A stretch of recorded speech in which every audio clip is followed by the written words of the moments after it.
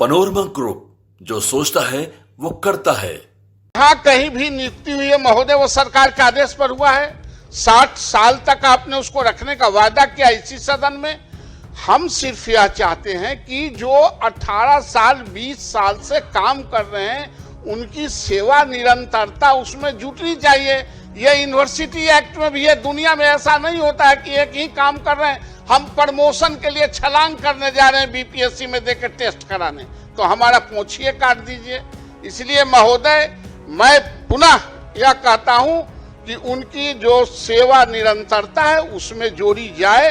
अनुभव, जितने दिन का अनुभव है, और आज अभी यूनिवर्सिटी सर्विस कमीशन के पूर्व चेयरमैन बैठे हुए हैं और वर्तमान चेयरमैन भी बहाली कर रहे हैं। आप दूसरे कॉलेजों को, अफिलिएटेड कॉलेजों के 10 साल और 5 साल का आप काम करने का अनुभव जोड़ रहे हैं कि नहीं? आप उस पर आप अंक दे रहे हैं कि नहीं?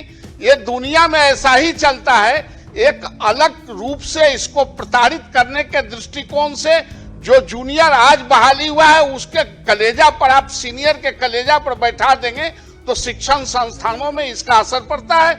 इसलिए महोदय, मेरा आग्रह है कि उनका जो अनुभव का लाभ है उसमें जुटे। यह इस पर सरकार क्या कहती है? नमस्कार, आप देख रहे हैं न्यूज फॉर नेशन और मैं स्वाति पांडे आपके साथ। आज बिहार विधानसभा के शीतकालीन सत्र का आखिरी और 5वां दिन है। आज लगातार सुबह से ही हंगामा हो रहा है। इस हंगामे के बीच खुद बिहार के मुख्यमंत्री नीतीश कुमार विधानसभा पहुंच गए थे और अब सदन की कार्यवाही यानी विधानसभा की कार्यवाही हालांकि 2 बजे के लिए स्थगित कर दी गई है। मात्र 21 मिनट तक ही विधानसभा की कार्यवाही चली, लेकिन अब कार्यवाही विधान परिषद में चल रही है। वहीं विधान परिषद में लगातार शिक्षकों को लेकर के काफी हंगामा हो रहा है। एक तरफ सत्ता पक्ष तो दूसरी तरफ विपक्ष, लेकिन आज कुछ अनोखा ही देखने को ये मिला कि सत्ता पक्ष के लोग तो एक तरफ, विपक्ष तो लगातार बिहार सरकार के खिलाफ खड़ी थी, लेकिन सत्ता पक्ष के तमाम एमएलसी भी अब बिहार सरकार के खिलाफ खड़े हो जाते हैं और उनसे मांग करने लगते हैं। इसके पहले भी महिला शिक्षकों के को लेकर के भी बड़ा ऐलान शिक्षा विभाग की तरफ से, शिक्षा मंत्री की तरफ से कर दिया गया। वहीं एक बार फिर से बिहार में तमाम जितने भी शिक्षक जिनकी सैलरी काटी जा रही थी, वो के पाठक के आदेश को ज्ञात में रखते हुए के पाठक के आदेश को भी बिहार सरकार ने आज पलट दिया। अब जो बड़ी खबर विधान परिषद से निकलकर सामने आई है वो ये है कि बिहार सरकार के मंत्री से बीजेपी के एमएलसी नवल किशोर यादव जो है वो भिड़ जाते हैं। यानी शिक्षकों के मुद्दे पर आज सत्ता पक्ष के ही लोग अपने ही सरकार के खिलाफ खड़े हो गए हैं। तमाम जितने भी बीजेपी और जदयू के एमएलसी हैं वो खुद ही अपने ही सरकार से बड़ी बड़ी मांगे शिक्षकों के को लेकर के करने लगे हैं।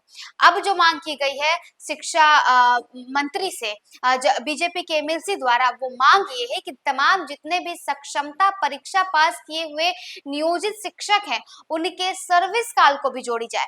यानी हो ये रहा था बिहार सरकार में और बिहार के शिक्षा विभाग में कि जो भी नियोजित शिक्षक थे जिन्होंने सक्षमता परीक्षा पास की थी उन्हें जूनियर मान लिया जा रहा था और बीपीएससी वाले शिक्षकों को सीनियर मान लिया जा रहा था, उनके सर्विस काल को जोड़ा नहीं जा रहा था।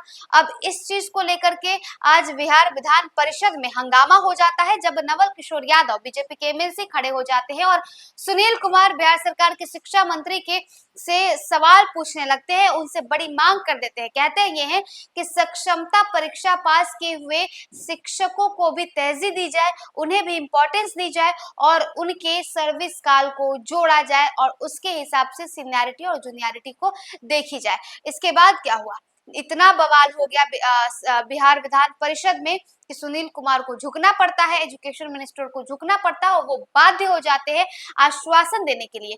कहते हैं कि हम आश्वासन दे रहे हैं कि हम इस पर जरूर विचार करेंगे। तो देखिए किस तरीके से नीतीश सरकार आज दो बार झुक गई। एक बार के पाठक के फैसले को बदल देना पड़ा और दूसरी बार सक्षमता परीक्षा पास किए हुए शिक्षकों को लेकर के एक बार फिर से बिहार सरकार विचार करने के लिए आश्वासन जो है वो दे दी है। क्या कुछ तस्वीरें निकलकर सामने आई है बिहार विधान परिषद से जब सुनील कुमार से भिड़ गए हैं बीजेपी के एमएलसी नवल किशोर। महोदय, मेरा प्रश्न यह है मोटा मोटी कि आपने जो बीपीएससी टीचर है उसको सीनियर बना दिया और जो सक्षमता परीक्षा नियोजित शिक्षक ने दिया उसको आपने जूनियर बना दिया। तो जो सक्षमता परीक्षा दिया है वो 15 साल, 10 साल, 17 साल, 18 साल तक लगातार वो कार्य करता रहा शिक्षण संस्थानों में और उसके 15 साल 18 साल के निरंतरता आप नहीं जोड़ेंगे तो वह डिमोरलाइज फील करते हैं। और दुनिया में कहीं ऐसा नहीं है कि एक ही काम में हम लगे रहे हों और हमको वो वरीयता का लाभ नहीं मिले। मैं माननीय मंत्री से आग्रह करना चाहता हूं कि जो नियोजित शिक्षक हैं और जो सक्षमता पास किए हैं उनको उनके सेवा काल का जो जितना वर्ष तक उन्होंने स्कूलों में पढ़ाया है उसको उसमें जोड़ते हुए सीनियर बनाया जाए। सरकार का इस पर क्या कहना है? एक मिनट पूछिए। हम लोग सभी जानते हैं यहाँ 3 लोकतांत्रिक ढांचे में 3 तरह की सरकार है, केंद्र सरकार, राज्य सरकार और लोकल गवर्नमेंट, स्थानीय स्वशासन की सरकार। और उसके तहत माननीय मुख्यमंत्री जी ने उस समय नियोजन इकाई के द्वारा नियुक्ति करवाया। जो माननीय सदस्य का सवाल है वह इसलिए भी अनिवार्य है और अपरिहार्य है कि उन्हीं शिक्षकों के अनुभव के आधार पर सरकारी विद्यालयों में प्रधानाध्यापक के रूप में नियुक्ति की गई, प्रधान अध्यापक के रूप में नियुक्ति की गई, शिक्षण प्रशिक्षण महाविद्यालय में व्याख्याता के रूप में नियुक्ति की गई। उसमें आप उनका अनुभव मान रहे हैं। राज्य सेवा संवर्ग के भी कोई अगर भारतीय प्रशासनिक सेवा में जाते हैं तो वो सरकार स्टेट टू सेंटर होता है, सेंटर टू सेंटर होता है, तो लोकल गवर्नमेंट टू स्टेट क्यों नहीं हो सकता है? इतने दिन की सेवा, वो भी नियमित सेवा। मुख्यमंत्री महोदय ने पहले वो ठेके पर थे नियुक्त, कॉन्ट्रैक्ट पर, और मुख्यमंत्री महोदय ने 60 वर्ष की सेवा उनकी भी की जितनी सरकारी कर्मियों की, सरकारी शिक्षकों की सेवा थी। तो मुझे नहीं लगता इसमें कोई विवाद है।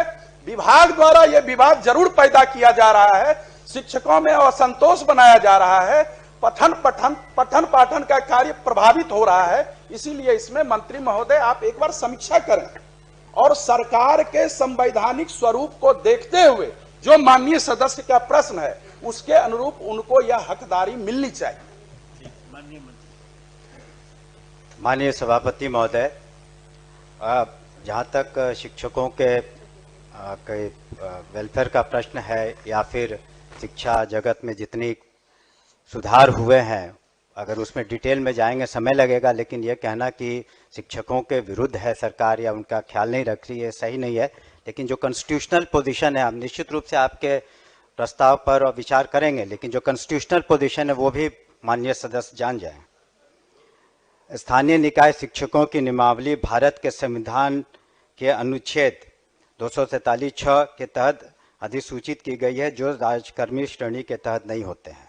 तो ये कॉन्स्टिट्यूशनल पोजीशन है, लीगल पोजीशन है। उसके बावजूद भी मैंने कहा कि हम उस पर विचार करेंगे, लेकिन जहाँ तक लीगल पोजीशन और कॉन्स्टिट्यूशनल पोजीशन की बात है, सरकार उस पर सही है और जो हमारा विभाग है वो भी सही है। किसी को तंग तबाह करने के ख्याल से इस तरह की कोई मंशा नहीं है। हम लोगों ने तो जहाँ तक हो सका है शिक्षकों के हित में सारी कार्रवाइयाँ की हैं। अभी आप देख ही रहे हैं, जो नियुक्तियाँ हों या उनके अन्य जो भी उनके हित के कार्य थे, 2 लाख करीब 50,000 से ज़्यादा जो शिक्षक थे वो तो पास कर चुके हैं सक्षमता परीक्षा में और वो राजकर्मी का दर्जा पा रहे हैं। महोदय हम भटक गए। मैं यह संजीव जी ने भी कहा कि आपने हेडमास्टर बनाया तो उसकी वरीयता को काउंट किया कि नहीं?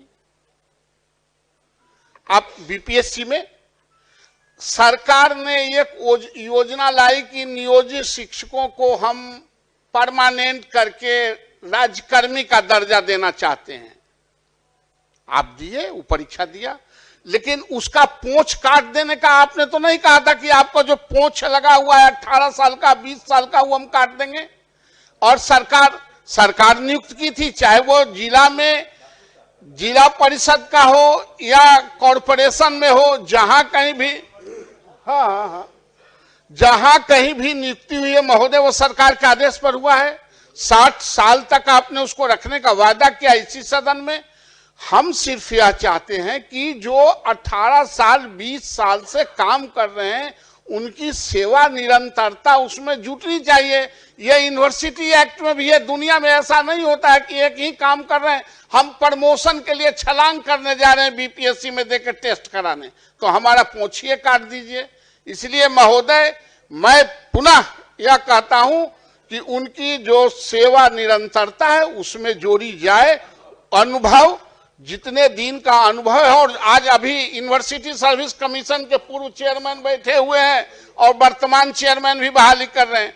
आप दूसरे कॉलेजों को, एफिलिएटेड कॉलेजों के 10 साल और 5 साल का आप काम करने का अनुभव जोड़ रहे हैं कि नहीं? आप उस पर आप अंक दे रहे हैं कि नहीं? ये दुनिया में ऐसा ही चलता है। एक अलग रूप से इसको प्रताड़ित करने के दृष्टिकोण से जो जूनियर आज बहाली हुआ है उसके कलेजा पर, आप सीनियर के कलेजा पर बैठा देंगे तो शिक्षण संस्थानों में इसका असर पड़ता है। इसलिए महोदय, मेरा आग्रह है कि उनका जो अनुभव का लाभ है उसमें जुटे। यह इस पर सरकार क्या कहती है?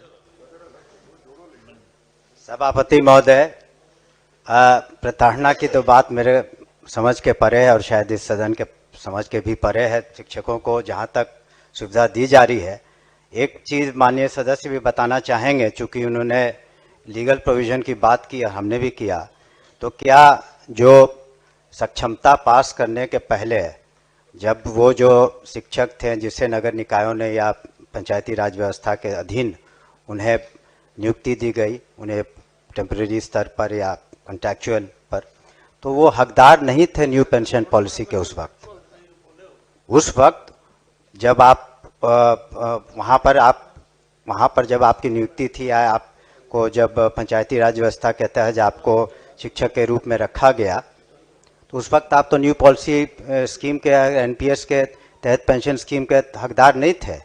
हकदार अब आप हुए हैं अब से, जबकि आप राज्यकर्मी का दर्जा पा लिए हैं तब। तो इसलिए प्रताड़ना की कहाँ से बात हो रही है? वो तो उनके सुविधा के लिए हम लोग ने सक्षमता परीक्षा की और उसको हम लोगों ने राज्यकर्मी का दर्जा दिया। माननीय मुख्यमंत्री जी ने बिल्कुल उनके तरफ संवेदनशील रुख अपनाया है। जहाँ तक ये प्रश्न है, उन्होंने कहा कि सेवा जो उन्होंने दी है राज्य को और अपने अपने संस्थाओं में, उस पर हम विचार जरूर कर लेंगे, लेकिन कानूनन रूप से इसकी बाध्यता नहीं है, लेकिन फिर भी हम संवेदनशील होकर उस पर पुनः विचार करेंगे। धन्यवाद। ठीक। माननीय सदस्य डॉक्टर समीर कुमार सिंह और